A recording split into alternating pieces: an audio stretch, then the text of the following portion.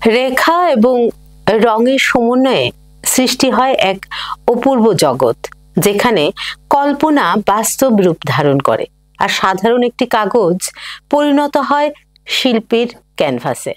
নমস্কার, সমাজ দর্পণে আপনাদের স্বাগত। সঙ্গে রয়েছে আমি শুভ্রস্মিতা। আর আজ আমরা আমাদের স্টুডিওতে আলোচনায় যাকে সাথে পেয়েছি, তিনি শুধু আঁকেনি না, তিনি রং এবং তুলির মাধ্যমে জীবনের গল্প বলেন, পরবর্তী প্রজন্মকে শেখান কিভাবে অনুভূতিকে শিল্পে রূপান্তর করতে হয়।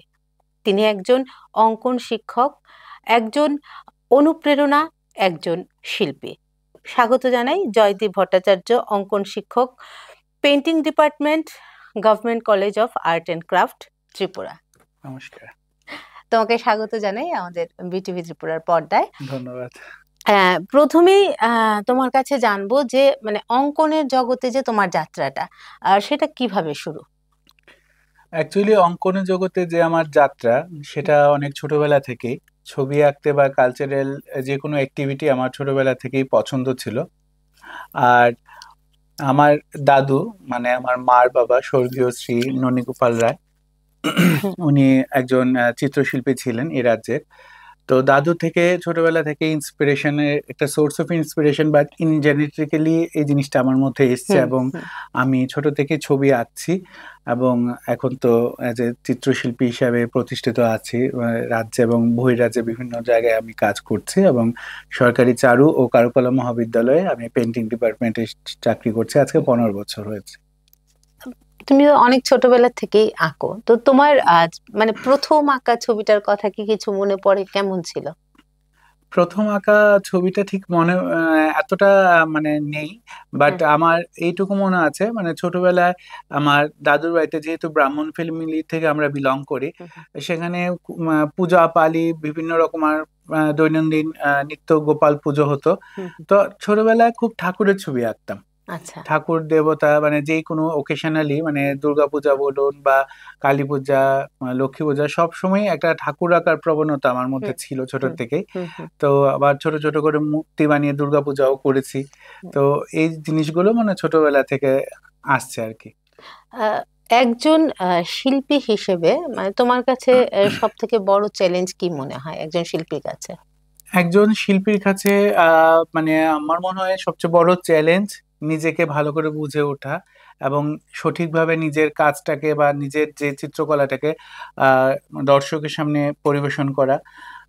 আমরা যারা ছবি আঁকি, আমরা প্রত্যেকেই এই স্ট্রাগলটা প্রত্যেকেরই করতে হয় এবং আমাদের লাইফের যে জার্নিটা থাকে, প্রত্যেক শিল্পী তাদের এই জার্নি থেকেই তাদের কাজ বা তাদের সৃষ্টি করে থাকেন। সে আমি হই না কেন, আর সেই সময় ভিনসেন্ট ভ্যান গগই হোক না কেন, আমরা প্রত্যেকের জীবনের একটা প্রতিচ্ছবি কিন্তু আমাদের ছবিগুলো আর কি। তুমি তো অনেক ছাত্রছাত্রী রয়েছে তোমার, তো মানে তুমি কি গুণগুলো খোঁজো একজন ছাত্রের মধ্যে বা একজন শিল্পীর মধ্যে?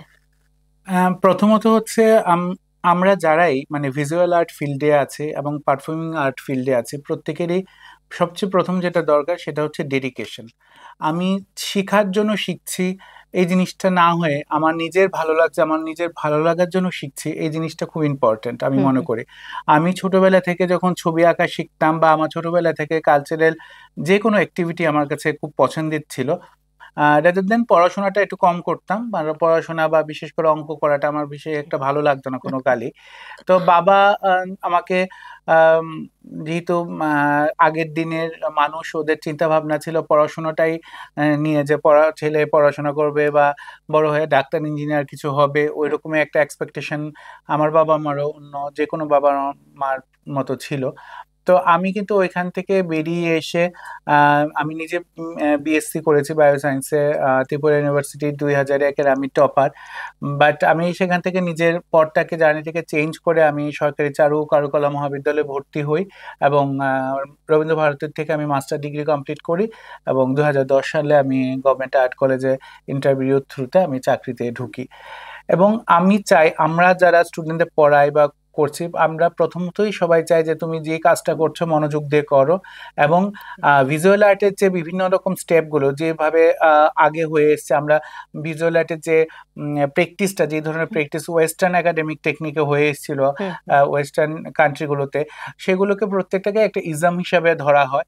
তো প্রত্যেকটা জিনিস জানা বা জার্নি জানা বা কিভাবে ডেভেলপমেন্টটা এবং মুভমেন্টগুলো যেভাবে হয়েছে আর্টে, এবং ইন্ডিয়াতেও যে ধরনের আর্ট মুভমেন্টগুলো হয়েছে, সবকিছু সম্বন্ধে জানা খুব দরকার, ডেডিকেশন খুব দরকার।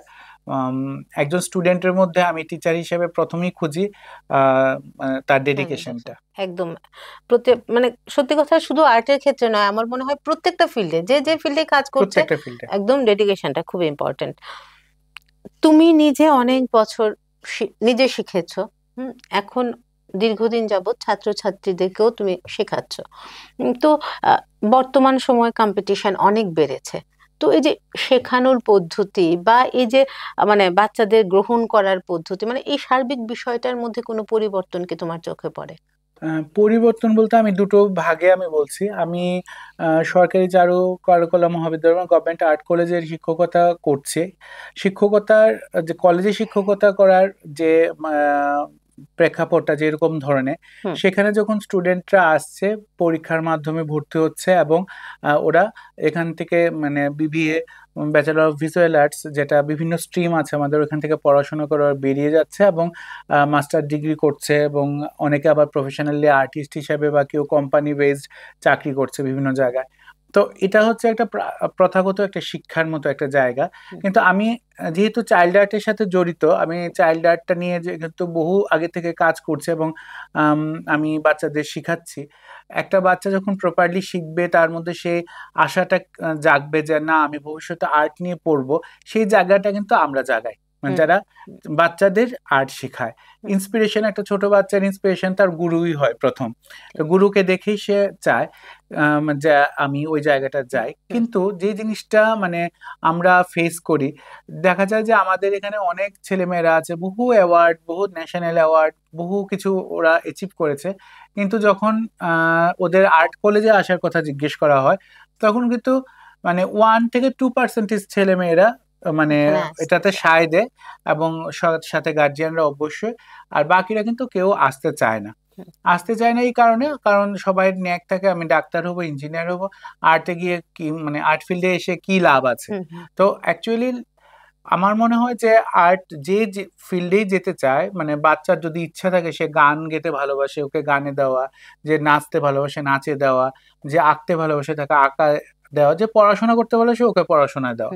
তো সেই জায়গায় যদি গার্জিয়ানরাও একটু সচেতন হয়, তাহলে কিন্তু বাচ্চাদের কিন্তু কেরিয়ার বিল্ড করা খুব ইজি হয়। কারণ প্রত্যেক বছর ভারতবর্ষে এতগুলো আর্ট কলেজ থেকে এতগুলো স্টুডেন্ট পাস আউট হচ্ছে, কোথাও না কোথাও তো ওরা সার্ভাইভ করছে, কেউ না কেউ কোনো না কোনো ভাবে আর্নিং করেই কিন্তু সার্ভাইভ করছে। এবার এটা শিওর না যে প্রত্যেকেই নিট পেয়ে যাবে, বা যে এন্ট্রান্স গুলো হয়, জয়েন্টের এন্ট্রান্স গুলো দেখছি রিপিট করেও স্টুডেন্টরা পাচ্ছে না, পরে হিউজ পরিমাণ একটা বাঞ্চ অফ টাকা বাবা মা মানে ব্যাংক থেকে লোন নিয়ে ছেলে মেয়েদের নিয়ে বাইরে পড়াচ্ছে। তো কেন ওর যদি ভালো স্কিল থাকে, তাহলে আর্ট কলেজেও একটা এডমিশন টেস্ট হয়। আমাদের আর্ট কলেজ এখানে নর্থ ইস্টের মধ্যে একটা পপুলার আর্ট কলেজ, আমাদের আর্ট কলেজটা, যেটা স্টুডেন্টরা বিভিন্ন জায়গায় খুব স্বনামধন্যভাবে প্রতিষ্ঠিত রয়েছে, এবং অনেকেই আছে যারা অ্যাটলিস্ট নিজের উপার্জনটা নিজে করতে পারছে। হাতের কাজ শেখা থাকলে কোনোদিন কেউ বসে থাকতে হয় না, এটা আমি মনে করি আর কি। আমাদের মানে অনেকের মধ্যে একটা ধারণা থাকে যে আমার ট্যালেন্ট নেই, আমার ড্রয়িং এর হাত নেই, তো আমার দ্বারা আঁকা হবে না। মানে এই বিষয়টা কতটা সত্য?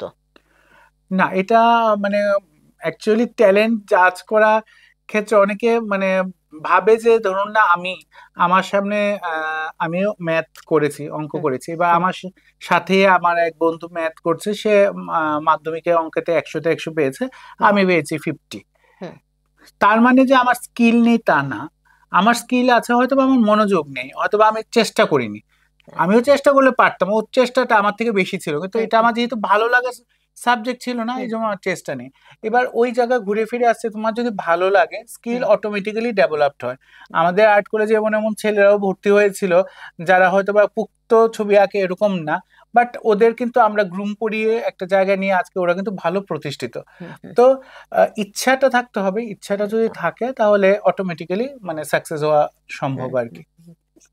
জানবো যে মানে তোমার জীবনের অনুপ্রেরণাকে, আর তোমার জীবনের এমন কোনো ঘটনা যা তোমাকে এখনো মানে অনুপ্রেরণা যোগায়, যে মানে যেটা তুমি আমাদের সাথে শেয়ার করতে চাইবে। আমার জীবনের অনুপ্রেরণা বলতে, প্রথম দিকে আমি ছোট থেকে যখন ছবি আঁকছি, মা কিছুটা সাপোর্ট করতো, কিন্তু বাবা যেহেতু ফ্যামিলির হেড, বাবা মানে জিনিসটা এতটা বেশি পছন্দ করতো না বলবো না, বা এটাকে এতটা গুরুত্ব দিত না। বাবার কাছে ইম্পর্টেন্ট ছিল কিভাবে ছেলে মেয়ে মানুষ হবে, তাড়াতাড়ি পড়াশোনা করে ভালো একটা রেজাল্ট করবে, সেটা ছিল।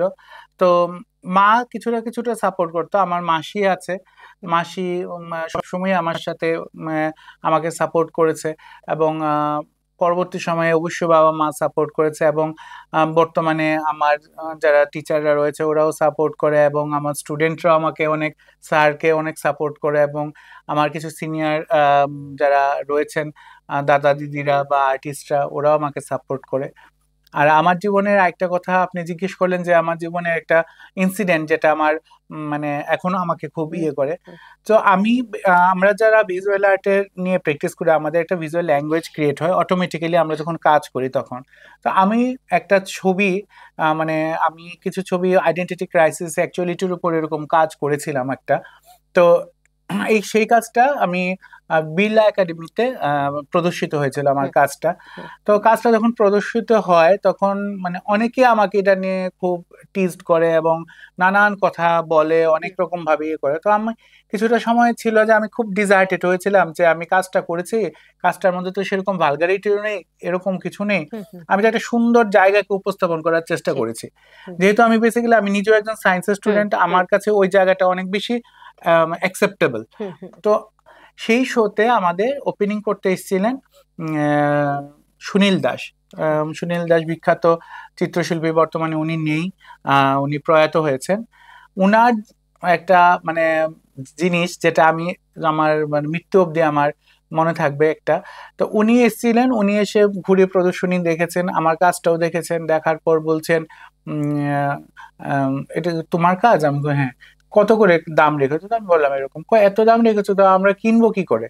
আমি না স্যার, আপনি যদি নেন তাহলে ঠিক আছে, আপনি দেখুন না। তারপর উনি ঘুরে টুরে যথাযথ, ওনার একটা প্লাস পয়েন্ট ছিল যে উনি যে শোতেই যেতেন, শো থেকে কারো না কারো কাজ একটা কালেক্ট করতেন। তো উনি ওনার এক স্টুডেন্ট আমাদের সাথে, উনিও শো করেছিলেন, উনি রাধাকৃষ্ণের ছবি এঁকেছিলেন। তো ওনার একটা ছবি উনি কালেক্ট করেছেন, এবং কালেক্ট করে সাথে সাথে বলেছেন দেখো, তোমাকে আমি সাহায্য করার জন্য আমি এটা কিনেছি, কিন্তু তোমার কাজটা কিন্তু আমার ভালো লাগেনি। একদম স্ট্রেট ফরওয়ার্ড একটা মানুষ। তারপরে আমাদের আসামের একজন দিদি মনিকা দির একটা কাজ উনি কালেক্ট করেছিলেন, একটা কাপলেট, একটা সেট বানিয়েছিলেন মনিকা দি। তো এখান থেকে বলছে তুমি আমাকে শুধু কাপলেটটা যদি দাও আমি ওইটা নেবো। তো মনিকা দি হ্যাঁ স্যার, আমি দেবো না কেন, দেবো, দিয়েছে। এবার নিয়ে এসে উনি বসছেন, ঠিক আমার যেখানে ছবিটা ডিসপ্লে করা ঠিক উল্টো দিকে উনি বসেছেন, এবং তাকিয়ে আছেন অনেকক্ষণ। বলছেন আমার ছবিটার টাইটেল আমি আনটাইটেল দিয়েছিলাম আর কি, কোনো টাইটেল দেইনি, আমি দর্শকের উপর ছেড়েছিলাম। উনি বলছেন যে আচ্ছা, ওনার স্টুডেন্টকে বলছে আমি এই লাভ মেকিং ছবিটা নিয়েছি তো না? তো উনি বলছে না স্যার, আপনি তো এটা কিছু বলেননি। কুমা, এটা নিইনি আমি। বলছে না স্যার। তো বলে কার ছবিটা, কার ছবি? তারপর আমাকে ডাকলো, আমি গেলাম। বলছে এটা তোমার ছবি? আমি তোমার ছবিটা, এই কত টাকা আছে রে আমার কাছে? তখন ওনার কাছে 20,000 টাকা ছিল, মানে বাকিদের ছবি কেনার পর আর কি। বলছে দেখ, আমার কাছে 20,000 টাকা আছে, আমি তোকে দিবি আমাকে ছবিটা? মানে এট দ্যাট মোমেন্টে মানে মানে সবার সামনে যারা আমার কিছুক্ষণ আগে আমাকে নিয়ে ফাজলামি করছিল, যারা আমাকে কিছুক্ষণ আমার কাজ নিয়ে টিজ করছিল আমাকে, তো আজকে এত বড় একটা ব্যক্তিত্ব যে আমার ছবিটা কালেক্ট করলো ওই জায়গা থেকে, আমার তো সাথে সাথে ওকে জল চলে এসছে একদম। আমি বললাম স্যার, তুমি যদি আমাকে 1 টাকা দাও আশীর্বাদ করে, আমি এটাই আমি নেবো, আমাকে 20,000 লাগবে না। সেই জায়গাটা, সেখান থেকে স্যার আমার কাজটা নিলেন এবং আমাকে হাতে 20,000 টাকা দিয়ে আশীর্বাদ করলেন। সেটা আমার জীবনের একটা পথ চলার মানে এতটা আমাকে সাহায্য করেছে। এরপর আমি অনেকটা ওপেন হয়েছি, যেটা আমি হয়তোবা সিম্বলিক ওয়েতে আমার ছবিতে রিপ্রেজেন্ট করতাম, আমি এটা অনেক ওপেনলি কাজ করছি এবং বহু জায়গায় আমি কাজ করে আমি অ্যাওয়ার্ড পেয়েছি এবং আমার কাজ বহু জায়গায় অ্যাপ্রিসিয়েট হয়েছে। আরেকজন স্যার যার কথা না বললে হয়, উনি হচ্ছেন রামানন্দ বন্দ্যোপাধ্যায়, বিশিষ্ট চিত্রশিল্পী। উনি কলকাতা বেসড। স্যারের একটা কথা উনি বলেছিলেন যে দেখো, আমরা বাজারে দু ধরনের আম দেখতে পাই। একটা আম থাকে খুব সুন্দর, একদম সাজানো গোছানো, আমরা হয়তোবা ওই আমটাকে কিনি, কিন্তু আরেকটা ঝুড়িতে পড়ে থাকা পোকা খাওয়া আম, ওইটাকে আমরা ধরি না। কিন্তু ওই যে সুন্দর আমটা তুমি যখন কাটবে, কেটে যখন খেতে যাবে, দেখবে ওটা স্বাদ নেই, পাংশা। কিন্তু ওই যে পোকা ধরা আমটা, ওটা দেখবে অনেক জায়গা কেটে ফেলে দিতে হচ্ছে, কিন্তু যতটুকু টুকরা তুমি পাচ্ছ সেটা খুব মিষ্টি। এখনের সময় দাঁড়িয়ে আর্টের অবস্থাটা এরকম, যারা দীর্ঘদিন জার্নি করে এসে একটা জায়গায় আসছে, তাদের তুমি কোনোদিন ডিনাই করতে পারবে না। যারা ফাট করে গ্রাফিক্যালি উঠছে আবার নামছে, ওরা যত তাড়াতাড়ি উঠবে তত তাড়াতাড়ি পড়ে যাবে। ওইটা একটা মানে ভীষণ লেসন, একটা শেখার মতো।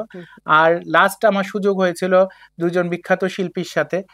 একজন হচ্ছে সুনীল যতীন দাস, নন্দিতা দাসের বাবা, আমরা সবাই জানি ফিল্ম অ্যাক্টার্স এবং ডাইরেক্টর যতীন দাস স্যার। উনি আমাকে অনেক সময় দিয়েছেন, অনেক গুরুত্বপূর্ণ কথা শেয়ার করেছেন, ওনার থেকে অনেক ইন্সপিরেশন পেয়েছি। আরেকজন হচ্ছেন আমাদের যোগেন চৌধুরী, সবাই চেনা, স্যারের আশীর্বাদ, এবং ইভেন আমি ব্লেসড যে আমার বিয়ের কার্ডটা স্যারের হাতের আঁকা।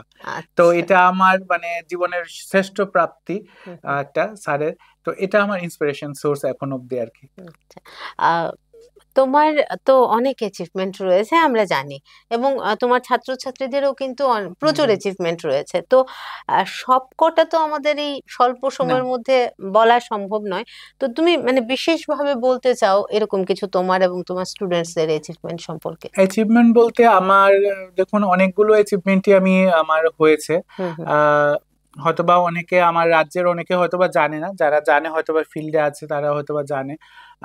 আমি লাস্ট 2022-এ আমি শ্রীমা অ্যাওয়ার্ড পেয়েছি। শ্রীমা অ্যাওয়ার্ডটা ন্যাশনাল অ্যাওয়ার্ড একটা।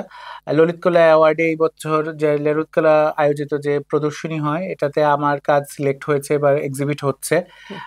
অ্যাওয়ার্ডটা পাইনি, তবে আমাদের খুব আদরের খুব প্রিয় দিদি তপতী ভৌমিক মজুমদার, উনি এবার আমাদের এখান থেকে ন্যাশনাল অ্যাওয়ার্ড পেয়েছেন।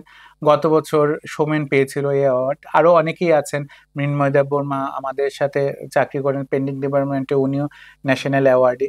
তো আমি শ্রীমা অ্যাওয়ার্ড, আইফেক্স অ্যাওয়ার্ড, তারপরে Camlin award 3 Times winner, Europe art ট্যুরের উইনার, এরকম অনেক ধরনের আছে অ্যাচিভমেন্ট। এবং অনেক শো আমি 300-র উপরেও আমি মোটামুটি শো, আমার গ্রুপ শো হয়েছে এবং সোলো শো আমি করেছি। আর স্টুডেন্টদের অ্যাচিভমেন্ট বলতে সত্যি কথা, আমার স্টুডেন্টদের মধ্যে অনেকেই আছে যারা ন্যাশনাল লেভেল অ্যাওয়ার্ডে, আমার থেকে অনেক বেশি অ্যাওয়ার্ডই ওরা। এবং আমাদের বলে ইন্ডিয়ান বুক অফ রেকর্ডে আমার 6-7 জন স্টুডেন্টের নাম নথিভুক্ত হয়েছে ওদের কৃতিত্বের জন্য। এবং রাষ্ট্রপতি পুরস্কারও আমার স্টুডেন্টরা অনেকেই পেয়েছেন। এর মধ্যে বিতনুকা আছে, বৈভব দত্ত আছে, অনেকেই আছে, অনেকের নাম আমি হয়তো স্ক্রিপ্ট করেছি, রাজন্যা সাহা আছে, অনেকেই আছে, নাম বলে শেষ করা যাবে না। অনেকেই আছে যারা সত্যি কথা আমাকে প্রাউড ফিল করিয়েছে, এবং ওদের দৌলতে আমি বিজ্ঞান ভবনের মতো জায়গায় বা রাষ্ট্রপতি ভবনের মতো জায়গায় আমি যাওয়ার সুযোগ পেয়েছি অ্যাজ এ টিচার হিসাবে। ওটা আমার কাছে একটা বিশাল অ্যাচিভমেন্ট। তবে একটা জিনিস বলবো কি, মানে চাইল্ড আর্টের প্র্যাকটিসটা নিয়ে একটু জায়গা আমার বলার আছে। বলতে আমি যখন চাইল্ড আর্ট প্র্যাকটিস মানে আমাদের মানে আমি করাচ্ছি সেই 1998-2000 সেই সময় থেকে, তখনই কিন্তু চাইল্ড আর্টের যে ব্যাপারটা আগরতলা শহরে একটা খুব ইউনিক জিনিস ছিল। মানে ইউনিক বলতে আমরা প্রত্যেকে অনেকে, যে বিকাশ দা শিখাচ্ছেন, এদিকে ইন্ডিয়ান ফাইন আর্টস আছে, ত্রিপুরা ফাইন আর্টস আছে, বিভিন্ন জায়গায় বিভিন্ন রকম ভাবে যার যার ঘরানাতে কিন্তু আমরা সবাই কাজ করাচ্ছিলাম। একটা সুন্দর হেলদি কম্পিটিশন হতো যখন স্টুডেন্টরা যেত, কার সাথে কার একটা কম্পিটিশন, কে কার থেকে কে ভালো আঁকে, এই ধরনের একটা মানে আর্ট প্র্যাকটিস ছিল, যেটা খুবই ফ্রুটফুল ছিল গুরুদের জন্য এবং শিক্ষকদের জন্য। আমরা কিন্তু কোনোদিন আজ অব্দি মানে কারোর সাথে, কোনো গুরুর সাথে আমাদের ঝগড়া, এই বিকাশ দা বলুন, মনীষ দা টনিশ দা যারাই আছে, কারোর সাথেই কিন্তু আমাদের কোনো ঝগড়াঝাটি বা কোনো ধরনের কোনো মত এরকম হয়নি। কিন্তু বর্তমান সময় দাঁড়িয়ে একটা বাঞ্চ অফ মানে যারা বাচ্চাদের চাইল্ড আর্ট শিখাচ্ছে, ওরা একটা জিনিস করছে যেটা হচ্ছে কপি করা বলতে ধরুন না আমি একটা আমার নিজস্ব স্টাইল টেকনিক এবং আমি যেরকম পার্সোনালিটির মানুষ আমার জিনিসটাই কিন্তু আমার ছবিতে ডিপিক্ট হবে, ঠিক না? আমি যেরকম রুচি সম্মত ড্রেস পরবো আপনি পরবেন না বা একজন থার্ড পার্সন পরবে না, তাদের রুচি সম্মত ড্রেসই পরবে। কিন্তু দেখা যাচ্ছে তারা যখন বাচ্চাদের আঁকা শেখাচ্ছে সবই জয় স্যারের কপি। মানে আমি এক এক সময় কনফিউজড হয়ে যাই অনেক জায়গায় জাজমেন্ট করতে গিয়ে, আমার স্টাইল কোনটা কার স্টাইল কোনটা চিনা যায় না। সেটা হয়েছে, আমি একদম ফ্রিলি বলছি এখানে যেহেতু মিডিয়াতে আছি, বলা দরকার আছে এই জিনিসগুলো, এখন সময় হয়ে গেছে। ন্যাপপো বলে একটা কম্পিটিশন হয় যেটা ত্রিপুরাতে খুব পপুলার একটা চাইল্ড আর্ট কম্পিটিশন।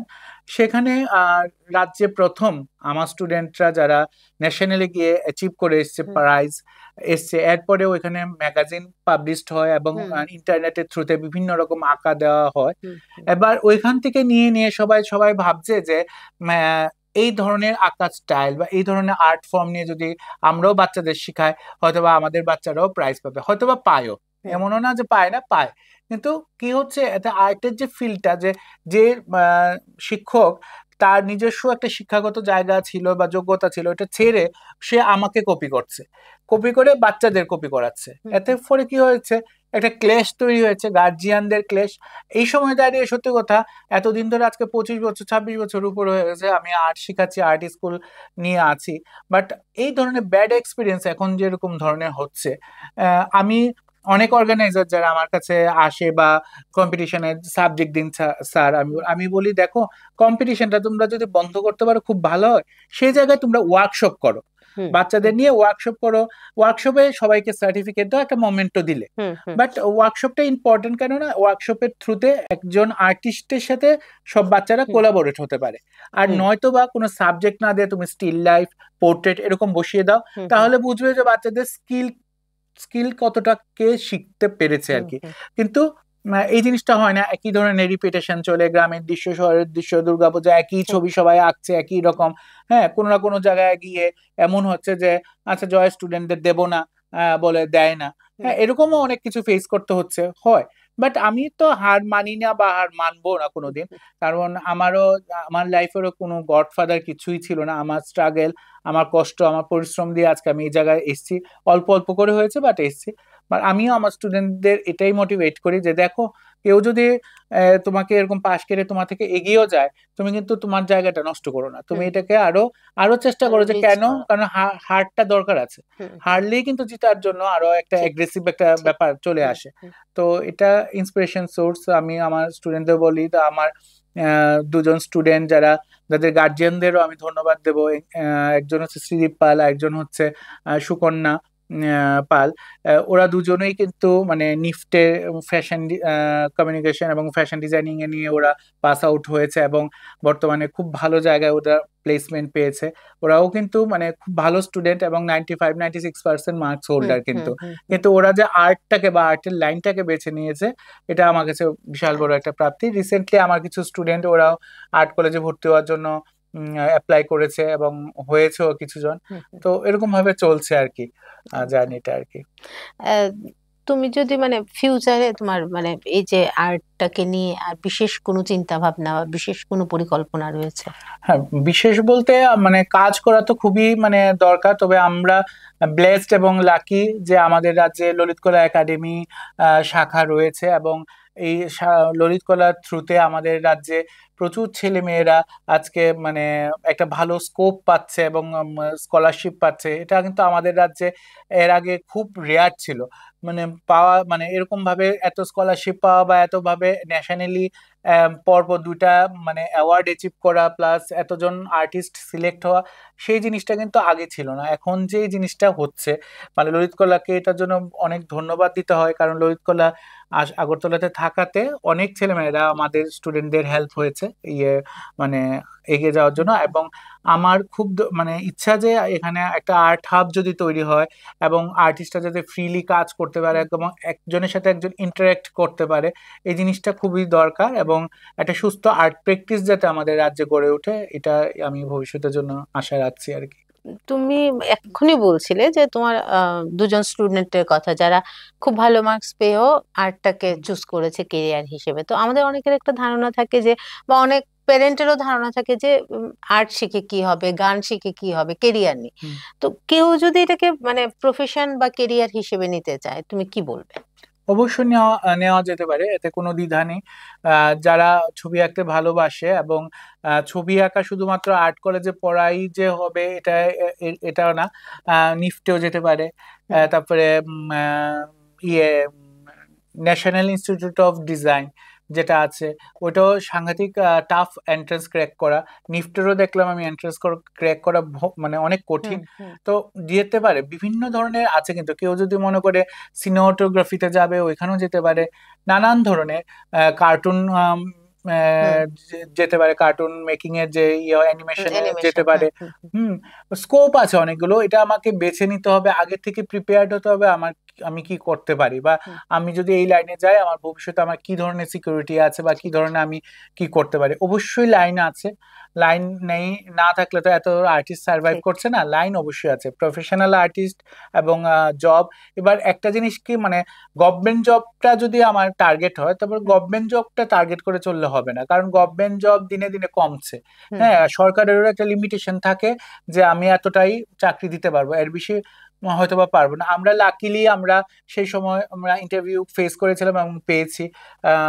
তো এরকম যে সবসময় হবে তা তো না, একটা সময়ের পর পর এই জিনিসটা প্রসেস হয়। সেই জন্য গভর্নমেন্ট জবের উপর বেস করে কিন্তু আটকে থাকলে হবে না, আমাকে আরো এগিয়ে যেতে হবে। বাইরে প্রাইভেট প্রচুর কোম্পানিজ আছে, বিভিন্ন জায়গা আছে, তো জাস্ট এখন আমাদের কাছে নেট এবং গুগল একটা সার্চের জায়গা আছে, যেখানে আমরা সার্চ করলে আমরা বিভিন্ন ধরনের অ্যাক্টিভিটি কি ধরনের হয়, বিভিন্ন ধরনের কলেজগুলো সম্বন্ধে আমরা জানতে পারি।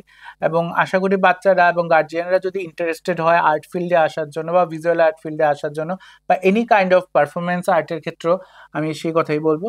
তো অবশ্যই আসতে পারেন, এবং কেরিয়ার আছে, যে লাইনে আপনি ডেডিকেশন দেবেন, নাম্বার 1 হবেন, সেই লাইনে আপনার কেরিয়ার আছে। ঠিক, ওই ডেডিকেশনটাই হলো মানে আসল বিষয়। হ্যাঁ, একদম। আমরা সময়ের একেবারে শেষ প্রান্তে, তো তোমাকে বলবো যে একজন শিক্ষক হিসেবে তুমি ছাত্রছাত্রীদের উদ্দেশ্যে কি মেসেজ দেবে? আমি যখন আমার বাবাকে বলতাম আর কি, আমার বাবা বয়েজ বুজং স্কুল থেকে রিটায়ারমেন্টে গেছেন, এবং মাও শিক্ষক, বাবাও শিক্ষক। আমি বলতাম বাবাকে সবসময় যে বাবা, তুমি তো, তোমার তো বেশি পয়সা নেই, টাকা নেই, হ্যাঁ দেখো আমার কাকু জেঠু ওরা তো বড় পোস্টে চাকরি করে, ওদের তো অনেক টাকা পয়সা আছে, তুমি কি তোমার কাছে কিছু চেলে আমি পাই না, কোনো কিছু মানে তুমি দিতে পারো না। তখন বাবা আমাকে একদিন নিয়ে গেছে, নিয়ে যাওয়ার পর মানে একদম গেটের স্টার্টিং থেকে, জায়গাটার নাম আমি উল্লেখ করছি না, গেটের স্টার্টিং থেকে একদম অন্দরমহল অব্দি সবাই বাবাকে নমস্কার করছে। হ্যাঁ, তারপর লাস্টে বাবা বেরোনোর সময় বলছে, দেখ তোর কাকু জেঠু হয়তোবা অনেক পয়সা রোজগার করতে পারে বা আমার থেকে অনেক বড় পোস্টে, কিন্তু এই যে সম্মানটা আমি যে পেয়েছি আমার স্টুডেন্টের থেকে, এটা কিন্তু কেউ পায় না।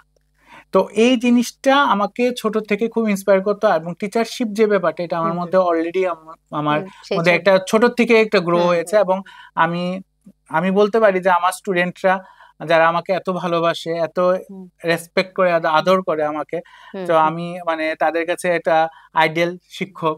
তো আমার কাছে এটা, আমি আমার বাচ্চাদের বা আমার স্টুডেন্ট বা যারা যারা ভবিষ্যতে আমার স্টুডেন্ট হবে সবার জন্য আমি একটাই মেসেজ রাখবো, যে তোমরা যেটাই করবে মনোযোগ দিয়ে করো এবং ফুললি ডেডিকেশন দিয়ে করো, সাকসেস তোমরা পাবেই।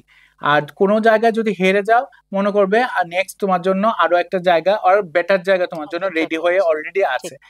ডিসহার্টেড হবে না। এবং গার্জিয়ানরা অবশ্যই বাচ্চাদের সাপোর্ট করা দরকার। অনেক সময় দেখা যায় যে গার্জিয়ানরা বাচ্চা একটা প্রাইজ না পেলেও বকা, বিভিন্ন ধরনের অ্যাক্টিভিটি ওরা করে, যেগুলো কোনো মতেই ভালো না, সুস্থ অ্যাক্টিভিটি না এগুলো। বাচ্চা সবারই সমান, ফুলের মতো, ওরা ওদের সাথে কোনোদিন কম্পেয়ার করতে নাই কার বাচ্চা ভালো কার বাচ্চা খারাপ, সব বাচ্চাই সমান। তো কোনো না কোনো জায়গায় গেলে সব বাচ্চাই একটা জায়গাতে এস্টাবলিশড হয়, কেউ ডাক্তার কেউ ইঞ্জিনিয়ার। আমার সাথে যারা, আমি আর্টিস্ট এবং আমার সাথে যারা বন্ধু বান্ধব ছিল আজকে প্রফেশনালি অনেক ভালো ভালো ডাক্তার, আজকে অচিন্ত পাল, কনক চৌধুরী, ওদের মতো নামি দামি ডাক্তাররা সবাই আমার বন্ধু, আমার একসাথে আমরা। আর অনেক বন্ধু বান্ধবরা আছে যারা রাজনীতি ফিল্ডেও, তারা অনেক ভালো অ্যাচিভমেন্ট আছে ওদের। তো ওরা আমার কাছে গর্বের বিষয়, খুব ভালো লাগে। তো এটাই বলবো সবাইকে যে ডেডিকেশন দিয়ে আর যেটা ভালো লাগে সেটার দিকে এগিয়ে গিয়ে কাজ করার জন্য। একদম। রং ফিকে হয়, কাগজ পুরনো হয়ে যায়, কিন্তু শিল্পের রং কখনো ফিকে হয় না, থেকে যায় মানুষের মনে। অসংখ্য ধন্যবাদ তোমাকে, আমাদের আমন্ত্রণে নমস্কার। তুমি এসছো, আমাদেরকে সময় দিয়েছো। ধন্যবাদ জানাবো আমাদের দর্শক বন্ধুদেরকে, যারা আপনারা এতক্ষণ আমাদের সাথে ছিলেন। আজকের মতো সমাজ দর্পণ এই পর্যন্তই। পরবর্তী পর্বে আবারও দেখা হবে নতুন কোনো ব্যক্তিত্ব এবং নতুন কোনো আলোচনায়। ততক্ষণ পর্যন্ত নানা রঙের অনুষ্ঠানের জন্য চোখ রাখবেন বিটিভি ত্রিপুরার পর্দায়। ভালো থাকবেন, সুস্থ থাকবেন। নমস্কার। নমস্কার।